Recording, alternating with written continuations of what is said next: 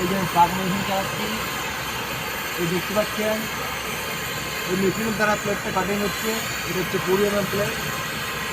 হ্যাঁ, এই যে দেখতে পাচ্ছেন এটা গ্যাস এবং অক্সিজেন দিয়ে মালটা কাটিং হচ্ছে।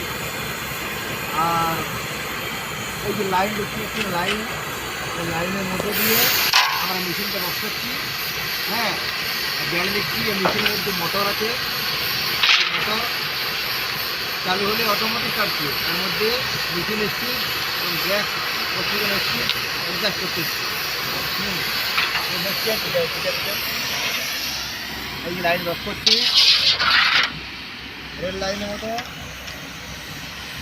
এই যে মিলিয়ে দিলাম, এই যে এখানে মিলিয়ে দিল।